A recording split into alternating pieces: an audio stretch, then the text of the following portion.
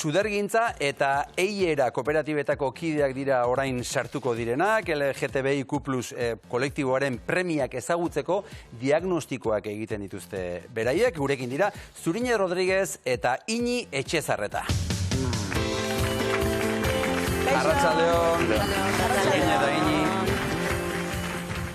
Beno, esan dugu, kolektiboaren premiak zein diren jakiteko diagnostikoak egiten dituzue. Zurine, zurekin hasita, nola egiten da horrelako diagnostiko bat? Bueno, egiteko lehenengo eta behin udalak egin behar nahi ditu.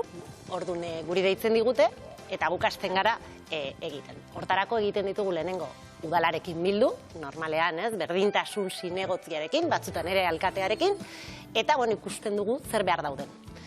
Hori egin eta gero, saiatzen gara beti herriko LGTB komunidade eta mugimenduarekin biltzen. Eurek normalean baitidirelako batez ere egoeraren jakitunak, ez? Eta baita mugimendu feministarekin, ez? Mugimendu feminista beti LGTB borroka bere agendan izanen du. Hortik aparte, norbanakoekin hasten gara biltzen, beti ere modu anonimoan, eta eure kontatzen digute bere bizipenak, bere nahiak, errealitateren irakurmena. Eta normaloan horrekin jadaukagu landalan nahiko mamitsua eta orduan jasten gara analiziarekin. Iñi, ze esparru lantzen dituzu zehazki edo ikertzen?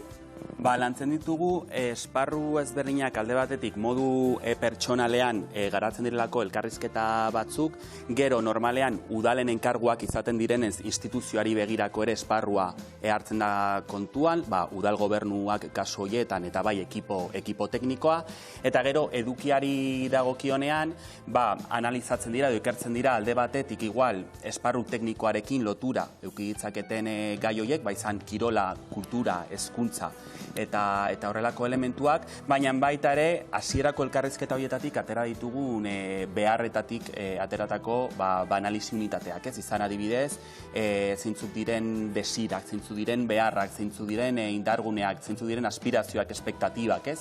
Guzti horiek, orduan analizi unitateak banatzen ditugu ikuspegi teknikotik eta gero ere informazioaren edo beharren ikuspegitik baita ere. Eta Iñik aipatu dituen desira eta behar horiek ez dira berdinak izango herriaren araberakoak izango dira noski, tokian tokiko ikerketak egiten dituzue?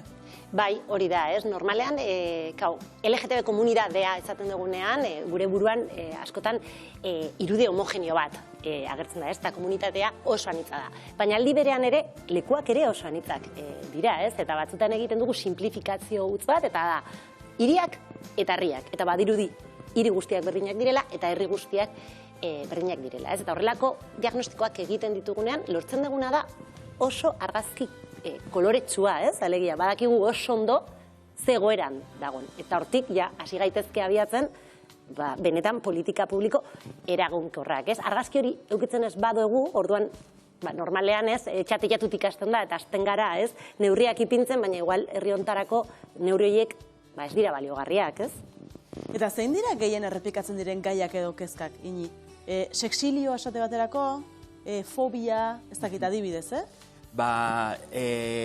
Horiek ere badira, baina askotan horrelako prozesuak hasterakoan badego igual aurreikuspen edo aurreiritzi batzutan ez dela guztiz azertatua edo guztiz zehatza, beti ulertzen delako LGTBI+ kolektiboaren beharrak edo kezka nagusiak minarekin, indarkeriarekin edo modu dramatizatuan behintzat irakurriak izaten dira.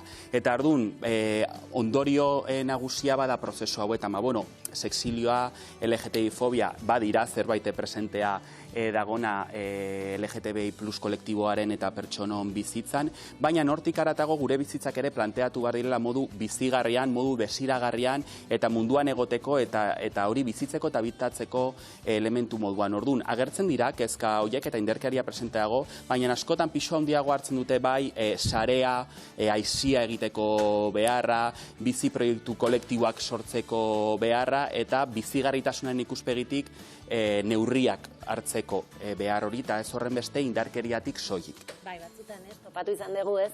LGTB komunidadeak askotan badaukala sare gehiago eta kapazitate gehiago artikulatzeko eta elkarrien artean zaintzeko, komunidade heterosexuala baino, ez? Eta orduan hori, irakaspen handia da ere herriarentzako, ez? Badirudi ez, Iñiko esaten duen bezala dana dela LGTBI fobia. Eta bada, eta importantia da ere, politika publiko horietan, neurriak implementatzea, ez? Baina batzutan ere, deitzen digute eta horri begira jartzen digute eta esaten dugu. Guazen ere ikustea, zenolako plazerrak, indarguneak dauzkaten ez bakarrik LGTB komunidadentzako, baizik eta herri oso entzako begira. Komunidadea aipatzen ari zarete behin da berriz, eta ez dakiz zergatik jartzen dugu edo nire irudipenean, jende gaztea dago, gazte ez hain gazte, baina zer gertatzen da zahartzaroarekin ere bai. Hori ere lantzen duzu ez duzue lantzen?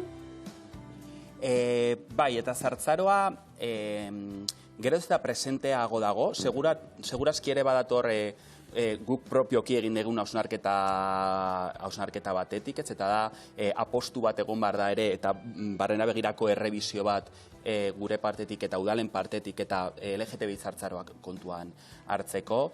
Eta dago gerozta presenteagoa da, eta gainera lagundu digu ere bai hausten genekan irisgarritasuna LGTBI kolektiboko kide batzuen gana zen, ez? Hasierako errikuspena berri zen.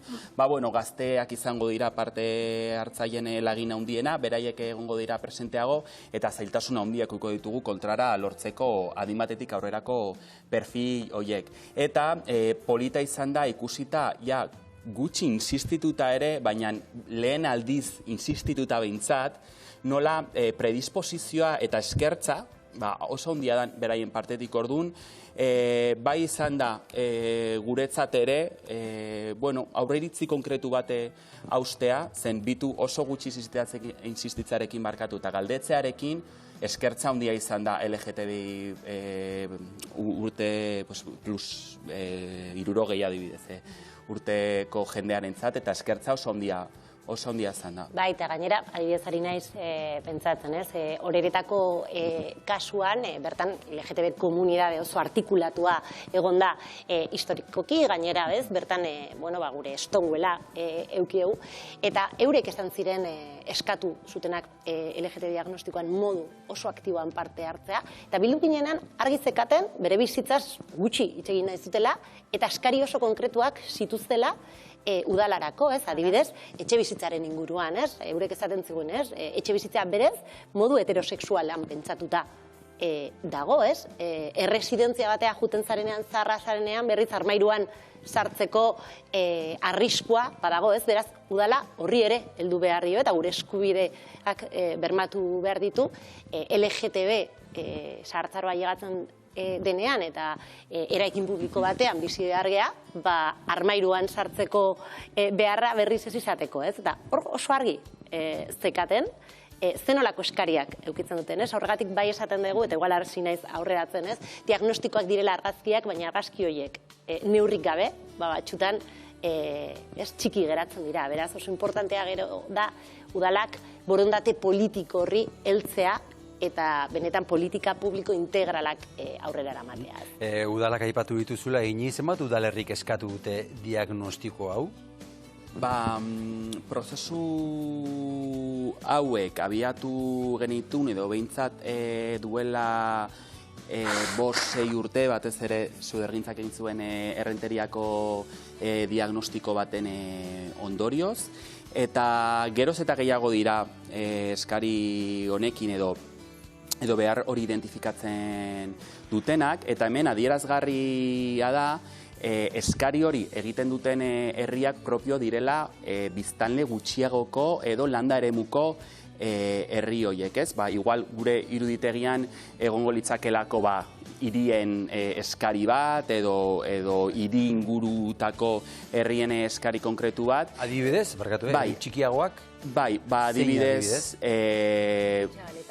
hori da. Elegorreta bat, hori da, Zumaia, Bilabona... 2.000, 3.000, 4.000, 5.000 biztanleko herriak esango dugu, ez? Bai, eta bada adierazgarria, eta uste dugu azpimarratzeko elementu bat dela, ez? Herri txikiagotako behar, edo behintzat hor pasada behar hori identifikatzeana, eta ez hiri handiagoetan behintzat. Eta udalak aintzat hartzen ditu? Diagnostikoan ateratzen diren, txostenean ateratzen diren horiek? udalaren arabera, ez? Udalaren arabera eta batxutan ere emaitzen arabera, ez? Nik uste honetan ez dagoela homogenidade bat, ez? Guk topatu izan dugu udal batzuk oso modu serioan hartu dutela ardura eta LGTB zinegotzi bat euki izan dute edo LGTB mai bat eratu dute. Baina ere, gertatu intain dugu, erdian hauteskunde batzuk egon, eta orduan kajoi batean zartu, eta aurrengotako, ez? Hori gertatzen da, ez? Eta horregatik esaten dugu, ez? LGTB diagnostikoak badira herramienta teknikoak, baina lidergoa izan behar da politikoa, ez? Horregatik guk saiatzen gara beti lan egiten talde politiko zein teknikoarekin, ez? Aldi berean. Pentsatzen dugu berdintasun teknikariak zuen aliatuak izango direla, ez da zuentzat figura importanteak izango dira. Bai, guretzat ezinbesteko figurak dira, eta hor gainera antolatu egiten da, nola izan bidelagun bai ekipo teknikoa zein LGTBI eta mugimendu feminista, baina gero Zurinek aipatu duenaren aritik ezinbestekoa da diagnostikoa irakurtzea edo behintzat diagnostikotik aratago ikustea zea postu politiko edo ekar dezaken diagnostiko horrek, ez? Askotan igual diagnostiko hitzak eduki dezakelako kanpora begirako horrelako gauza erakargarriago bat, ez? Udaletxeentzat informazio bat ateratzen delako, eta gero komunikatiboki interesgarriagoa izan daitekelako, bueno, hau da argazkia, baina horregatik beti azpimarratzen dugun gauza bat da, diagnostikoak importanteak dira argazki bat ateratzeko, baina hori baina importanteagoak dira eskuartze konkretu batzuk, neurri konkretu batzuk aplikatu, diseinatu eta kolektibizatzeko apostu politikoak. Eta hortan jarri behar da indarra, ezen uste dugu diagnostikoena, bueno, badagola edo predisposizio bat behintzat, baina urrats kualitatibo bat eman behar da honetan zen bizitzak. Hortarako dira apostu politikoa eta ere aurrekontutan partidak egon behar dira horretarako, ez? Oain badirudi ez, batzutan guri esaten digute, modan jarri dira LGTB diagnostikoak, ez? Guri gustatzen zegoa saltzea ez dela modan jarri, baizik eta otzune bati erantzuten diotela, ez? Orain egiten hasi dira asko egiten, orain arte etzen delako, ez? Eta historikoki LGTB komunitatea gizarte zerbitzuen departamentuan egonda sartuta, ez? Beti ez, estigmarekin zerikuzia duen komunitatea ulertu izan delako, eta azken 10 urtetan edo, ja, berdintasun politikara salto eman da, ez? Berdintasun politikak ez direlako bakarrikan emakumen politikak, baizik eta haundia, zabalagoa da, ez? Eta horregatik orain egiten ari dira LGTBI diagnostikoak.